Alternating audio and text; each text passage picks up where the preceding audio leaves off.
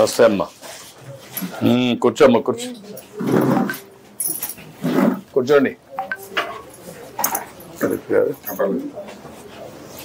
ఏంటమ్మా నీ పేరేంటి? చాలమ్మా. ఈ అబ్బాయి నీ కొడుక?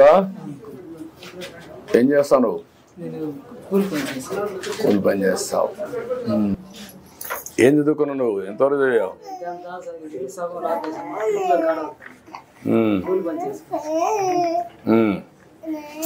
అయినా మీ అమ్మకు 4,000 రూపాయలు వస్తుంది.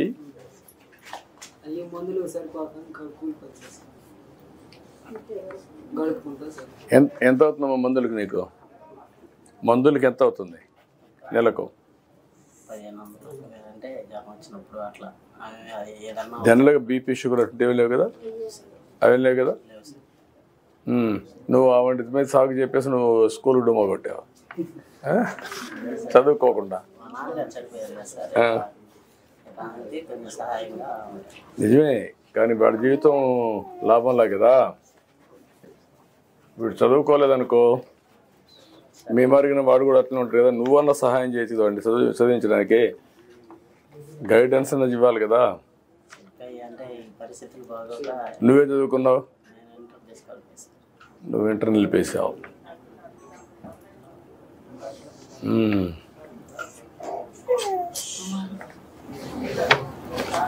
ఇప్పుడు నీ ఆలోచన ఏంటమ్మా? వీడిని ఏం చేద్దామని?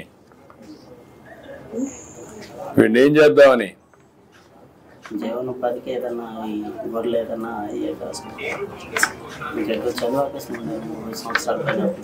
ఎన్నేళ్ళు ఇది ఆపేసి? ఎప్పుడు ఆపేసాడు? 21లో ఆపేసావా?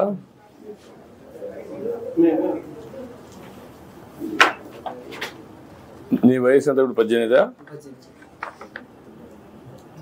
కలెక్టర్ గారు ఏంటి నీ అభిప్రాయం ఏంటి? ఏం చేయగలుగుతామండి సార్? ఇప్పుడు ఆయనకి మనము 2 lakhs రూపీస్ మిల్చ్ అనిమల్ ఇప్పించవచ్చు సార్.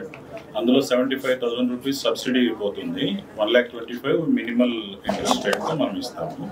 సో ఆయన దాన్ని స్మాల్ ఇన్స్టాల్మెంట్స్ లో రీబ్యాక్ చేస్తారు. 75,000 సబ్సిడీ సార్ బీసీ కార్పొరేషన్ లో. ఈ ఊర్లో మీకు ఇది ఉందా, డైరీ ఉందా? చిల్లింగ్ సెంటర్, పాల్ డైరీ ఉంది ఈ ఊర్లో ఉందా? ఎవరైనా పాలు తీసుకుపోతున్నారు ఊరికి వచ్చి?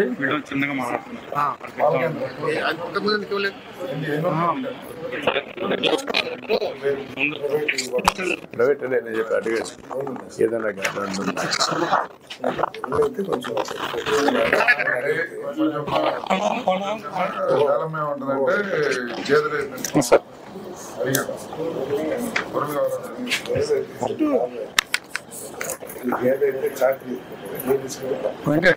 కుర్రోళ్ళకి గేదెల దగ్గర ఫోన్ చేశారు. ఇప్పుడు వస్తాను తిరగాలి కదా, గొర్రెలతో కూడా తిరగాలి కదా, దేశం అంతా తిరగాలి కదా. దానికంటే ఇప్పుడు కొత్తగా వచ్చినటువంటి దీన్ని ఎంతవరకు పనిచేస్తుంది? నీకేమైనా ఐడియా ఉందా? ఇంటి దగ్గర గొర్రెలు మెప్పుకోవడం అంటే ఈ షెడ్ లేసి ఇక్కడ ఒకటి కట్టించాం సార్ షెడ్. అట్లా మామూలు పొలం మెప్పుకోవడం అయితే కొద్దిగా నేనేమంటానంటే ఈ ఊర్లో ఒక 10 మందికి ఒక మోడల్ కింద అందరూ యాదవాసం ఉన్నారు కాబట్టి ఈ 10 మందికి కలిపి 10 షెడ్లు వేసి ఇక్కడే కట్టి మేత కూడా ఇస్తే అప్పుడు బయట తిరిగే పని లేదు, ఇక్కడనే చూసుకుంటూ దాన్ని పెంచుకుంటారు. అంటే కోఆపరేటివ్ మేనేజ్ చేసుకోరు, కొట్టుకుంటారు పెట్టి. ఇండివిజువల్ గానే చేసి సెపరేట్ షెడ్లు పెట్టి కామన్ ఇన్ఫ్రాస్ట్రక్చర్ క్రియేట్ చేసి గడ్డి అవన్నీ తీసుకొచ్చి ఇస్తే మార్కెటింగ్ అవన్నీ.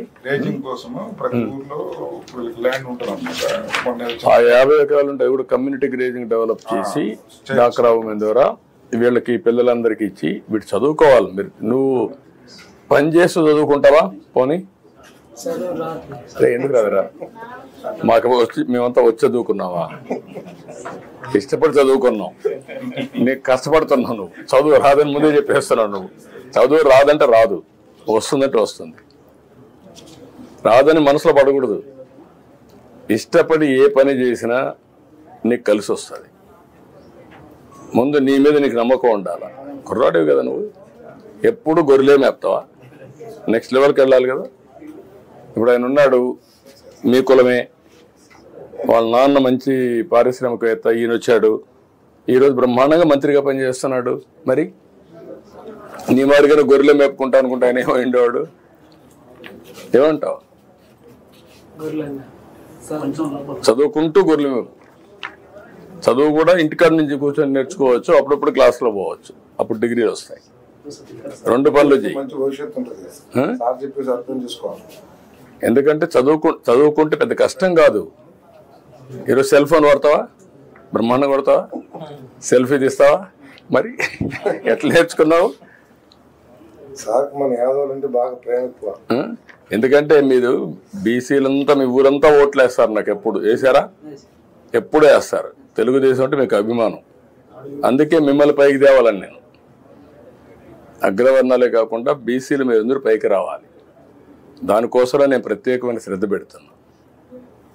మీలాంటి కుర్రాలను చదివించడం, ఆర్థిక సహాయం చేయడం, పైకి తీసుకురావడం, ఇవన్నీ నేను మాట్లాడుతున్న వాడికి రా, మాట్లాడి మీకు ఏం చేయాలో చేస్తాను. మీ కుటుంబం పైకి రావాలి.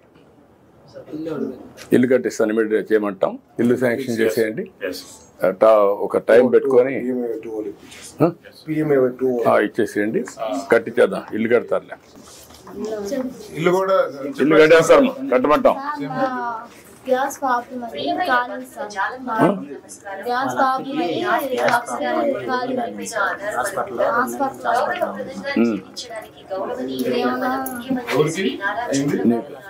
వీళ్ళంతా కాదు.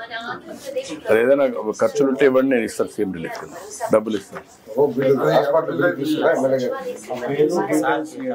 మీరు ఇవ్వండి.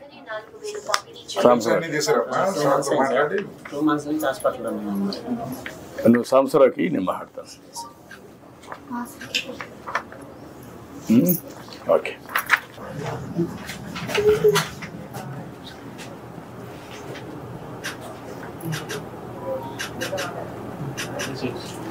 అది కూడా రాసుకోండి.